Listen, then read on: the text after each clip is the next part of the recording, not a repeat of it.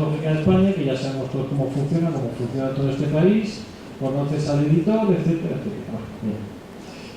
Ahora, el universo Matrix. El universo Matrix, de lo que os cuentan, la realidad virtual, tranquilos, esta es la realidad virtual, la realidad auténtica es esta, las placas. Estas son las placas que os han montado.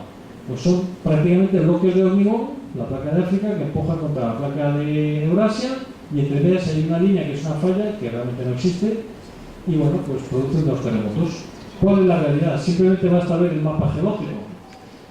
El mapa geológico se ven unidades muy distintas.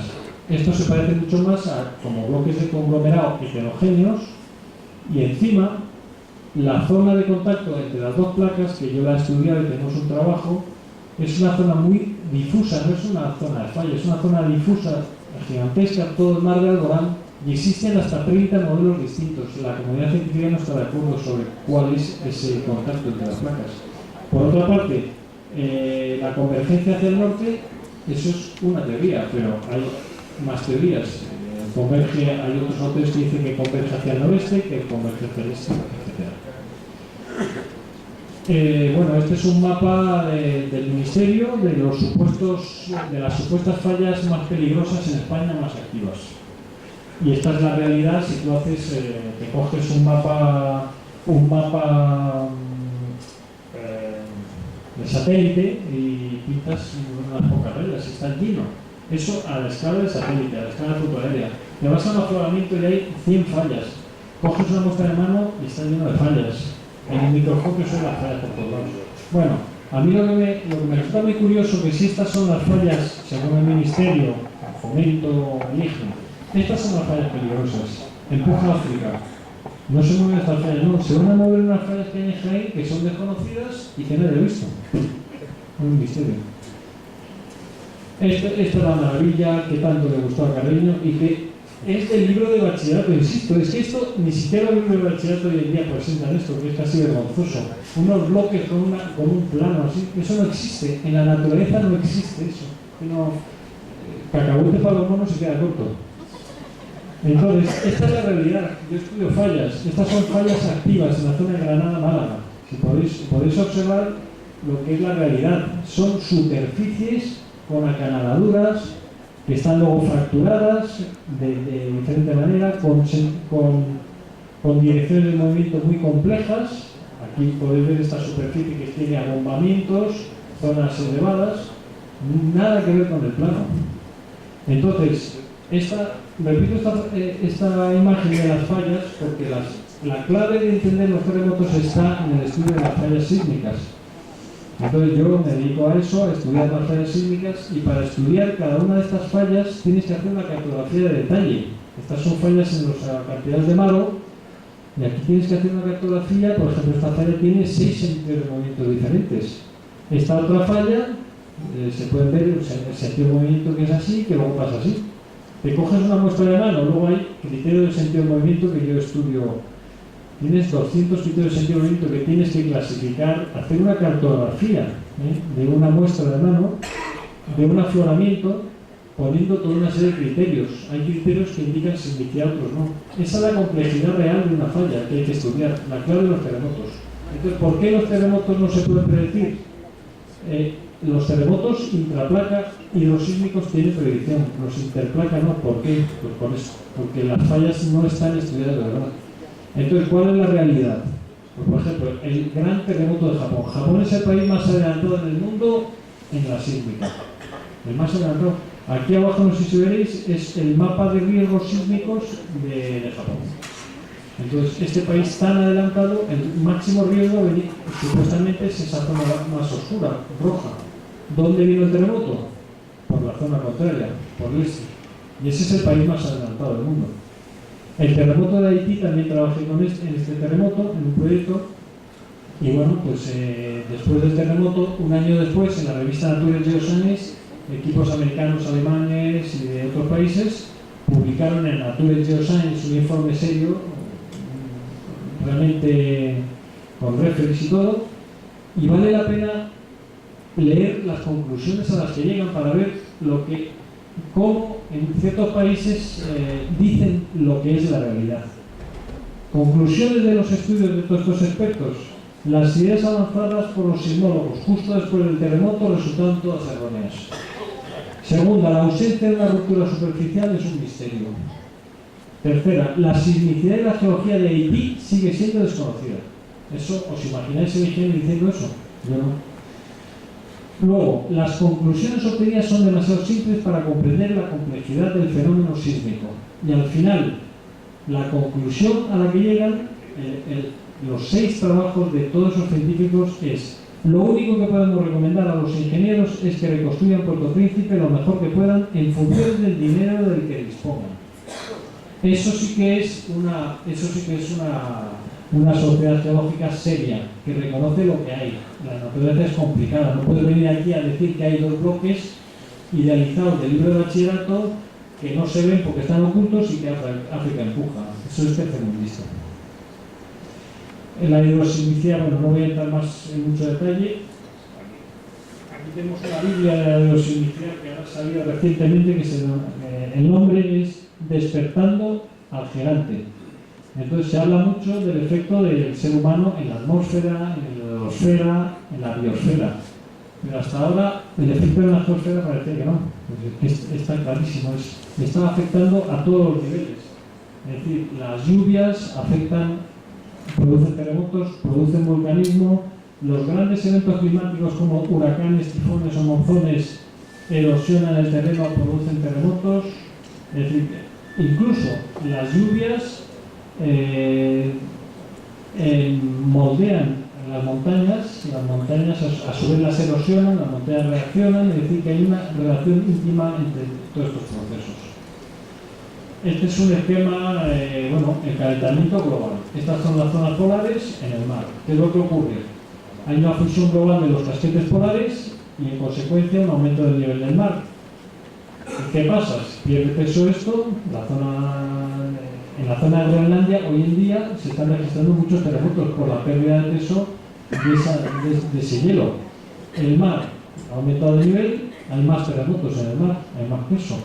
Y esto lo están advirtiendo ya, está subiendo el nivel del mar. En el momento que alcance la playa de San Andreas se van a disparar los terremotos. El agua influye en los terremotos, le guste o no a quien no le guste. Una cosa muy importante en toda la zona, en toda la banda tropical, es las lluvias masivas que producen deforestación y erosión. Esas erosiones quitan peso a la corteza y reaccionan subiendo. Entonces, un terremoto gigantesco que hubo en Taiwán está directamente relacionado con huracanes. En la zona de Bangladesh reconocen y saben ellos que la mayoría de los terremotos devastadores están relacionados con los monzones. Incluso el efecto erosivo de estos grandes episodios puede llegar a modificar el movimiento de las placas. Esta es la placa india que se ve aquí. Se ven 2 tipos de flechas. Se ha modificado el movimiento de la placa india por el efecto de la erosión del agua, que ha quitado peso y se mueve de otra manera. Incluso hay una teoría que dice que el terremoto de Haití pudo deberse a unos huracanes muy fuertes que hubo en el año 2008 y deforestaron, erosionaron y entonces cambiaron el estado de esfuerzo de la corteza y se generó el terremoto. En relación con la lluvia, muy brevemente, pues aquí tenemos un mapa de Suiza. ¿Dónde llueve más? La zona roja. ¿Dónde están concentrados los terremotos? Pues aquí, en la zona roja. En varias partes del mundo, diagramas parecidos a los que he puesto, donde se ven las precipitaciones y la sismicidad y los picos como coinciden, exactamente igual. Las extracciones de hidrocarburos como de agua, pasa exactamente lo mismo. Aquí se puede ver cómo la extracción de hidrocarburos lo que hace es deprimir el suelo, porque el yacimiento se contrae, se producen fallas y se producen terremotos. Aquí tenemos ejemplos de yacimientos de gas y de petróleo en Rusia y en Francia. Las curvas indican el hundimiento del terreno y los puntos indican terremotos, clarísimamente relacionados. Inyección de fluidos de desecho, como por ejemplo la del fracking. Esto es en un corte, sondeos donde se inyecta el agua, estos son sondeos y estos son los terremotos, en relación clarísima. El terremoto de Oklahoma en 2011, de escala 5,6, también está claramente relacionado con inyección de líquidos residuales del fracking. Esta es una imagen que llevamos para Cádiz y bueno, resume un poco lo de arriba, no voy a entrar en ello, es un poco todo el periodo del fracking, es muy difícil resumirlo, pero bueno. Lo importante es que quiero que veáis es la segunda imagen, es lo que puede ocurrir en el futuro en la cuenca de Guadalquivir. En el tema del agua del fracking, una cosa que no se suele decir muchas veces es que el fracking lo que hace es un acaparamiento brutal del agua. Si entra una cantidad de agua en la cuenca, sale muchísima menos agua porque necesitan mucha agua. Están modificando el ciclo hidrológico, están modificando los acuíferos, los ríos, los lagos, los embalses, por lo tanto van a influir en la similaridad. Estos son otros ejemplos de inyecciones de CO2 en la corteza, como también producen terremotos. La energía geotérmica inyecta agua fría y saca agua caliente, se producen terremotos. Y un caso que viene al caso con lo que tenemos aquí es la extracción del agua. La extracción del agua también produce ese hundimiento del terreno, que son estas curvas. Tenemos el caso aquí de Las Vegas y de la capital federal de México. Un hundimiento progresivo del terreno por la extracción masiva del agua. El terremoto más famoso que se ha relacionado con la extracción masiva de agua ocurrió en Bujarat, en la India, en el año 2001. Alcanzó una magnitud de 7,6 con 20.000 muertos. Es decir, la cosa es seria. Una zona muy árida que tuvieron que permitir extraer agua bestia y ocurrió esto. En el año 2011 nosotros relacionamos el terremoto de Lorca por primera vez con la extracción del agua. Este es el acuífero del Guadalentín. Las zonas más oscuras en azul corresponden a las zonas con más extracción y los terremotos están concentrados ahí, relacionados con la extracción del agua.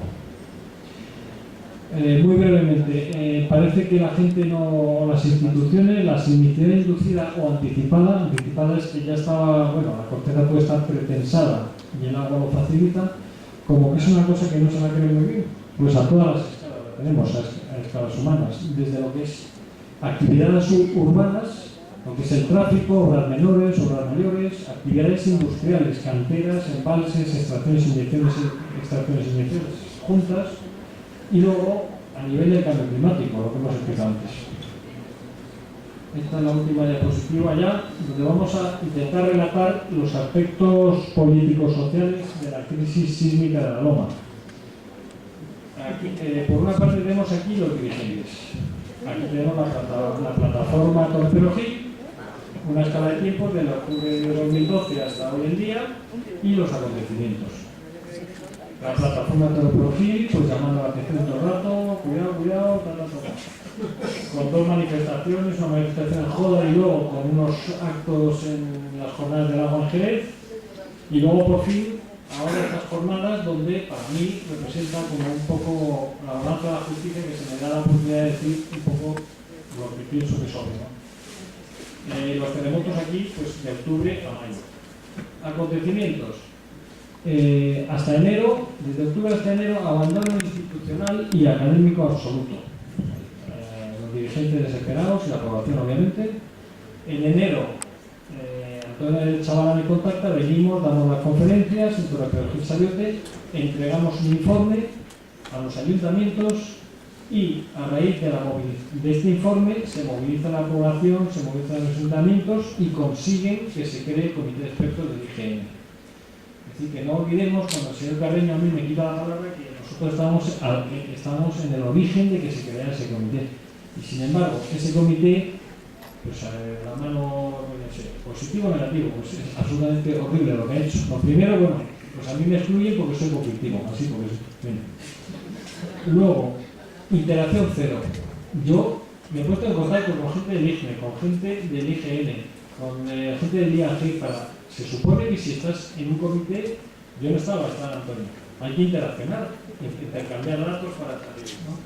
Todos los especialistas me decían, no, esto lo estoy estudiando con lo bonito y todo lo bonito. Vale. Financiación cero. Y luego ocultación de datos. Ocultar los datos relocalizados es absolutamente vergonzoso por parte del IGN. A partir del momento que se crea el comité del IGN, las instituciones adoptan lo del mono que decías. No quieren saber nada. Entonces, ni oye ni nada. Nosotros les enviamos en julio un informe, en mi caso. En mayo publicamos el póster en la American Geophysical Union y luego por fin llega el informe en noviembre. En noviembre llega el informe, repito, con sus cosas positivas que tiene, pero luego, sin embargo, la actuación del señor Carreño pues es un cuento de hadas. Aquí está el hada contando un cuentito y con la persona. Dictamen del IGN. El ayuntamiento da su aprobación completa, me quita la palabra absolutamente. Se anulan las manifestaciones que están programadas, la hidrosismicidad se considera políticamente incorrecta, se hace creer a la población que el factor humano es cero y que los signos naturales son inevitables, y todo esto es políticamente correcto. ¿Por qué? Porque protege intereses económicos y elude responsabilidades, protege los intereses de olivares y regantes, protege los permisos de las petroleras, no tiene problema, puesto que la mano del hombre no influye, pueden hacer lo que quieran. Y por otra parte, elude responsabilidades. Los ayuntamientos tienen que dedicarse a hacer un recuento de todos los pozos de riego que existen. Eso es obligatorio, eso es ley. No sé por qué no se cumple la ley. Y por otra parte, la Confederación Hidrográfica de Guadalquivir tiene que estar controlando el gilibaile y tendría que haber una investigación de por qué el gilibaile se ha instalado en una zona tan errónea. Bien. Nosotros, a partir del dictamen del IGN, entonces ya dogma de fe. Dos fallas ocultas se mueve África, no quieren saber nada y punto. Los dirigentes ya lo tienen clarísimo. Nosotros publicamos el artículo en Natural Hazard en junio y recibimos el respaldo de John Costain. A su vez, yo, que estaba involucrado en el tema de Castor, y salió una noticia que yo no había dicho unas cosas por un medio de comunicación de Castellón, yo recibo una censura oficial de mi centro, de mi organismo público de investigación, del CSIC. A mí me prohíben enviar una nota de prensa, me prohíben. No solo yo, normalmente como funcionario del CSIC, yo envío una nota de prensa y me la publican, ¿no? Dice que no porque crea alarma social, pero es que además me prohíben enviar yo una nota de prensa. Entonces, Universo Matrix, lo que os han contado, una realidad cómoda, fácil, es muy fácil contar lo que contó el señor Carrillo, una falta, es rapidísimo. La realidad más aproximada y que además ofrece esperanzas, porque la hidrosismicidad permite prevenir y o predecir los seísmos. Entonces, para ello, como hemos dicho, hay que controlar las extracciones del agua, las alcaldías, el gilibaile tiene que ser controlado por la Confederación, hay que prohibir toda actividad petrolífera o recargas del acuífero, y luego hay que vigilar. La meteorología no se puede hacer nada, pero hay que vigilarla, hay que tener una vigilancia para estar pendientes si el gilibaile lo abrimos, lo cerramos, etc. Entonces, nada más quería concluir un poco pues, con una cosa un poco así. Finalmente, quiero reivindicar los lemas de Podemos, ya que creo que debemos reaccionar ante la autocracia de la casta política, científica y empresarial en el tema de la sismicidad de la Loma de Duero. Muchas gracias. Y perdón por el tiempo.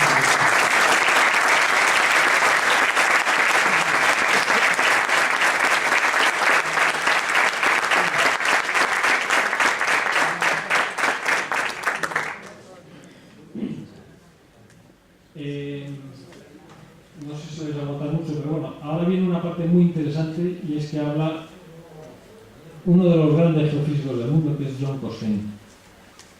Entonces, este señor de 84 años, profesor emérito de la Universidad Politécnica y Estatal de Virginia, en geofísica, bueno, pues nos contactó y tal, es el creador de la hidrosismicidad.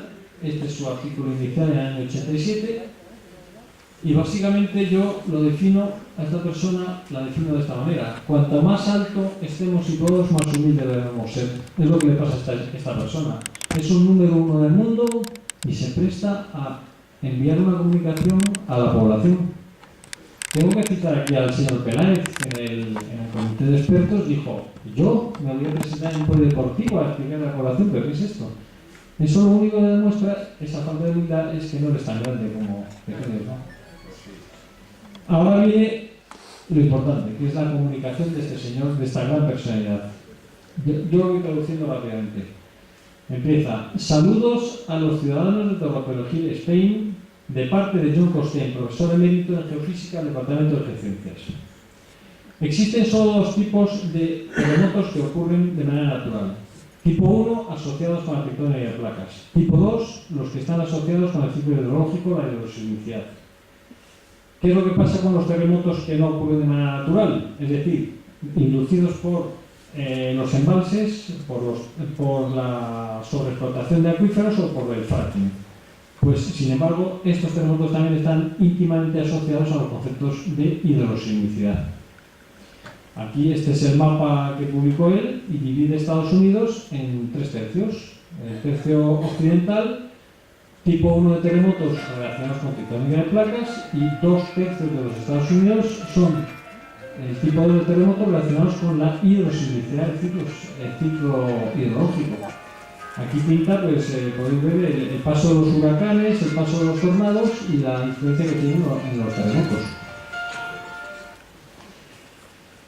Aquí asegura el señor Costain: no podemos hacer nada en relación con los terremotos naturales que ocurren en tectónica de placas. No podemos hacer nada en relación con los terremotos naturales asociados con el clima, que tienen que ver con la hidrosismicidad, el ciclo hidrológico y la recarga de los acuíferos. Sin embargo, podemos hacer algo sobre los terremotos que están causados por la actividad antrópica del hombre. Estamos empezando a entender, dice él, y pone 3 puntos. 1. Cómo minimizar la sismicidad relacionada con el fracking. 2. Cómo la sobreexplotación de los acuíferos genera sismicidad. Cita varios artículos y cita el nuestro de Natural Hazards. Y 3. Cómo los embalses pueden ser factores desestabilizantes o estabilizantes a la hora de los terremotos, citando nuestro artículo en cuestión. Aquí dice que la sismicidad inducida por los embalses y la hidrosismicidad tienen mucho en común. Ambos dependen del ciclo hidrológico. La aceptación de un nuevo paradigma viene muy lentamente. Sin embargo, uno solamente tiene que leer lo que los demás, además de uno mismo, escribe sobre la hidrosismicidad y sobre el impacto antrópico